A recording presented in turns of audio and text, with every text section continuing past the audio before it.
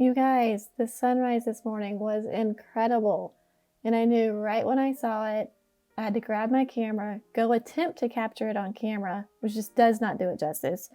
And I knew I wanted to paint it. So in this video, I'm going to walk you through my steps of how I painted this mountain sunrise inspired by this morning's actual sunrise. So let's grab some paint and get started. So to begin, I have taped my watercolor paper to the back of a clipboard, and I'm just applying clean water with a flat brush. In here, I want my paper to be pretty evenly wet all over, so an even wash of water. That's why I'm going over a couple different times to make sure it's even and I don't have any big water puddles.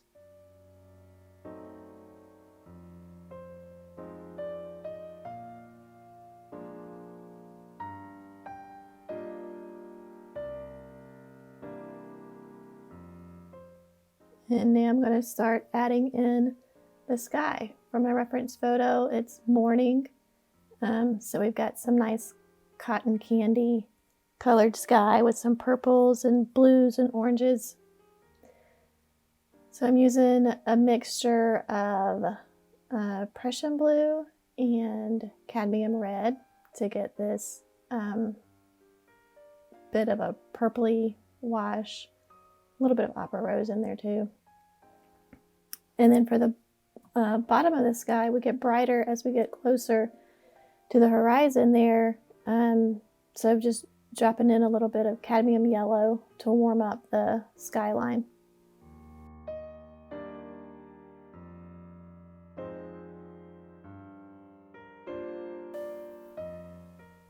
And here I'll just keep working to drop in bits of color for the sky, working between the purple mixture that I've made and the orange mixture that I've made, and it'll just gradually build up as the watercolor blooms and kind of does its thing.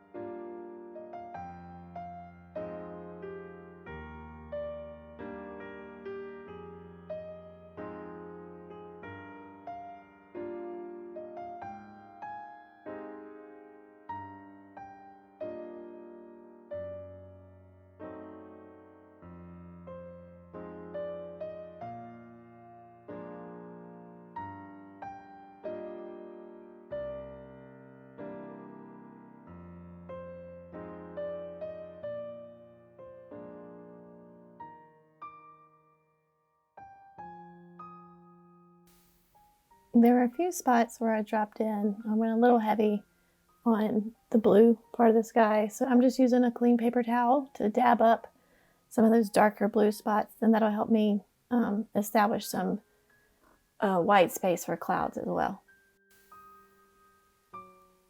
And so now I'm just continuing to drop in bits of paint, bits of color scattered around the sky. This step's a little repetitive, so I'll speed the video up for you guys, just so you can see the process, but you don't have to sit through every second of dropping every color in. And so here, hitting it real quick with the hair dryer to dry this bottom layer, and then I will rinse and repeat and do the same thing again to keep building up the layers of the sky. Okay, so the first layer is dry, so I'm going to come back in with my clean water, and because that first layer is dry, I can put another clean water wash over this, and it's not going to move that first layer around too much. It may shift it a little bit, but once the bottom layer is dry, we add another wash on top, we can just build upon that bottom layer. And I'm just going to repeat the same process that I did on the first layer. Just drop in bits of the purple and the yellows and the blues, grays to build up the clouds in the sky.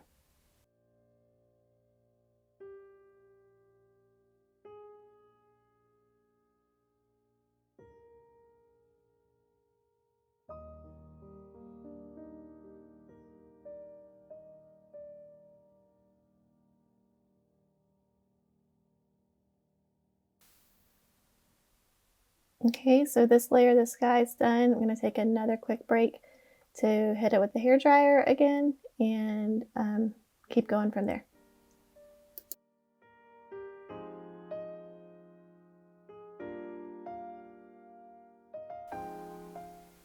Okay, so now that we've got I've lost count of which layer we're on. I think we're on the third layer, fourth layer.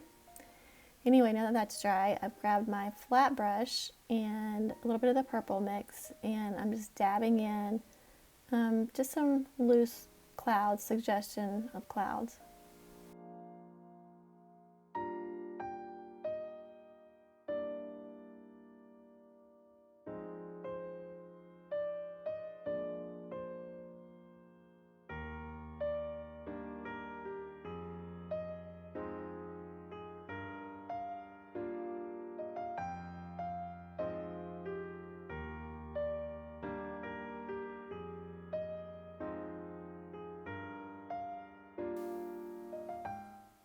You may notice I'm getting some hard edges on these clouds, and I was aware of that as I was painting it, so I will come back in with my round brush to smooth out the bottoms and blend them in a little more.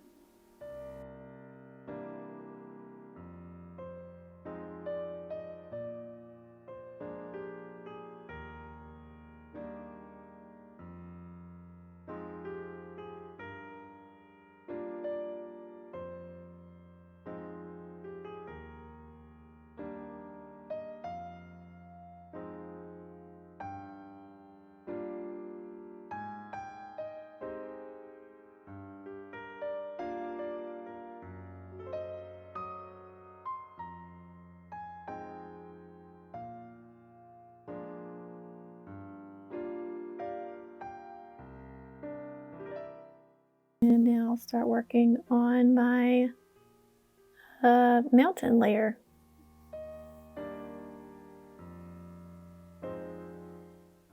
I've got just a little pigment on my brush here just to give myself an outline, so it is lifting up a little of the paint that's already on the paper.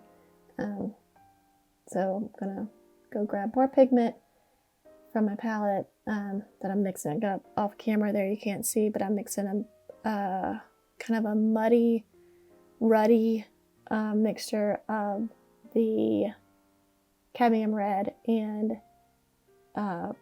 Prussian blue. I think that was the only two colors I used, actually. Maybe a little bit of cadmium yellow. I'm darkening up the bottom so that as you get closer to the viewer, the bottom of the photo is darker and it's lighter further away.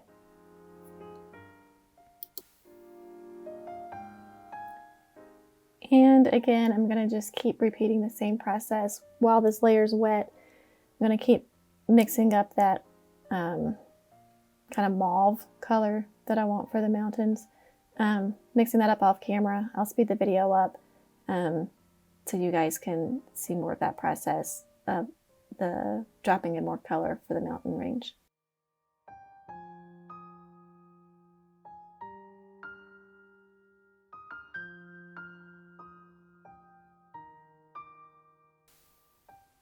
And I'm happy with this, so I'm going to hit it with the hairdryer again, tilting my board up so that as I'm drying, I'm not blowing that blue pigment up into the mountain or up into my sky. So keeping any puddles that form down at the bottom of the painting right by the tape and not washing back up into the main picture.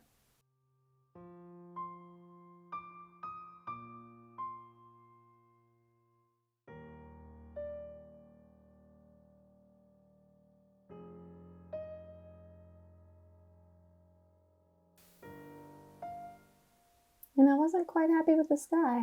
I want to build some more layers in there, some more depth. So making sure that everything else is dry, I'm going to bring another wash of clean water down to my mountain line, and I'm going to go carefully around the edge so that my sky doesn't bleed into my mountains. But this will allow me to work on just the sky and not budge the mountains.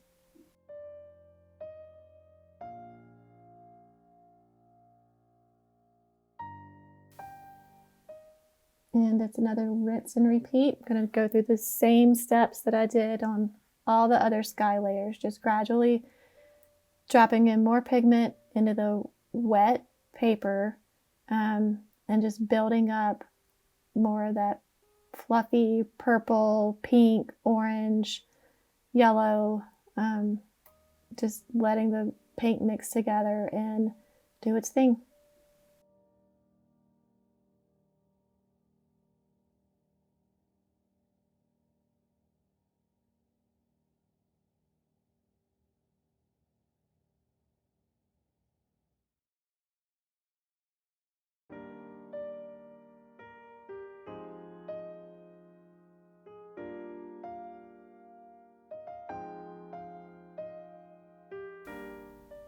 And here I'm going to start building some depth into my mountains just by loosely scumbling in a little shadow on the right side of each little mountain range.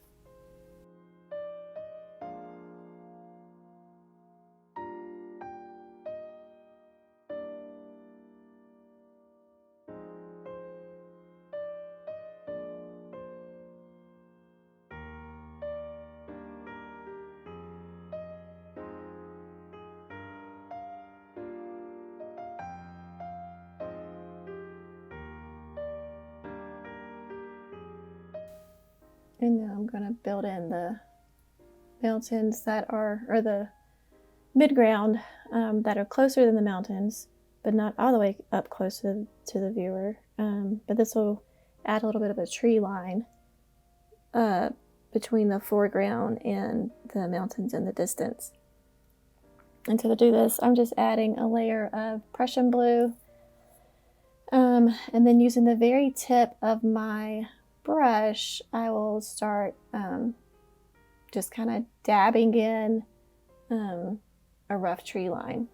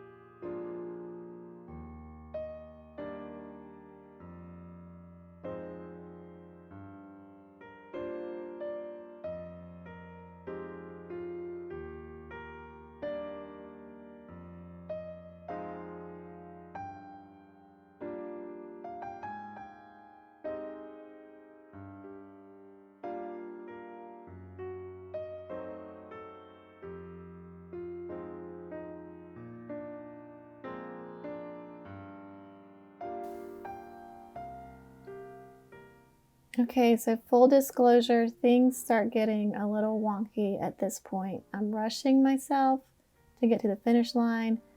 So I've grabbed my size 2 brush, size 2 round, and I know I need the tree line to be defined because it's winter, so there's no leaves, so I can't do them kind of as loose as I like to do tree lines.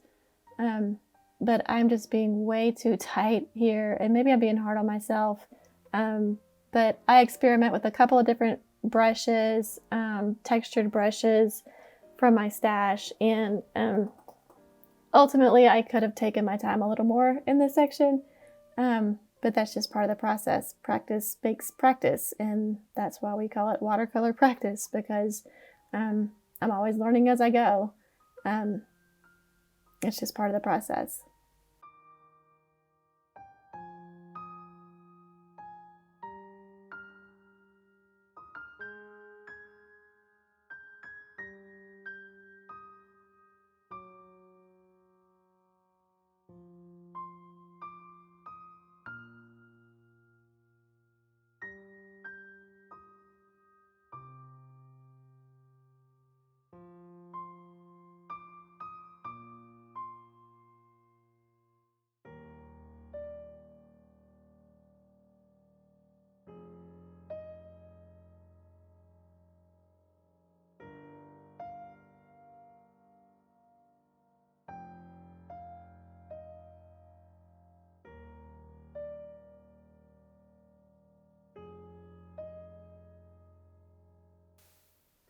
Okay, so old habits die hard. I've switched back to my size 2 brush and I'm just going for it. I'm gonna add in some squiggly lines to suggest that there's a tree line of dried up dead winter trees here. They're not dead, they're just dormant. Irrelevant. But yeah, the size 2 brush ultimately won. I should have just stuck with it from the beginning. It's okay. We just keep going.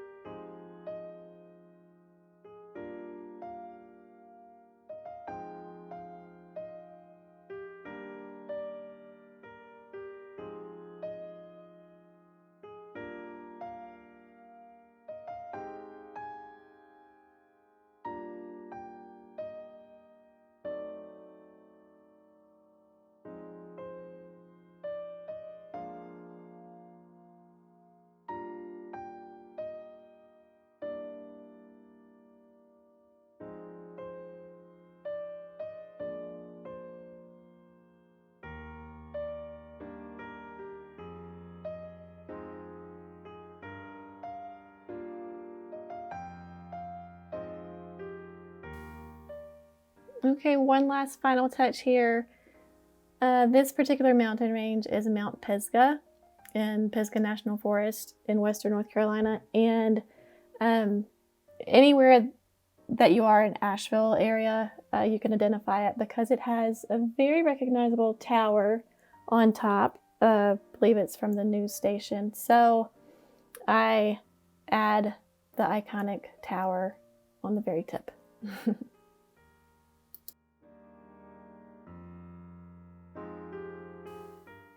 And now drum roll, my favorite part of these landscape paintings is peeling the tape. Just really gives it that clean edge, finished look. Even if it's a loose, quick 30-minute painting, it just gives it a little more intention and polished look. So there we have it, my Mount Pisgah morning landscape. As usual, thank you for watching. Thanks for painting along. And as always, if you painted along and you post it on social media, please be sure to tag me on Instagram at Stacy Chacon. And if you enjoyed this video, be sure to subscribe, hit the like button, comment below, let me know your thoughts and feedback. Look forward to hearing from you guys. I'll see you in the next video.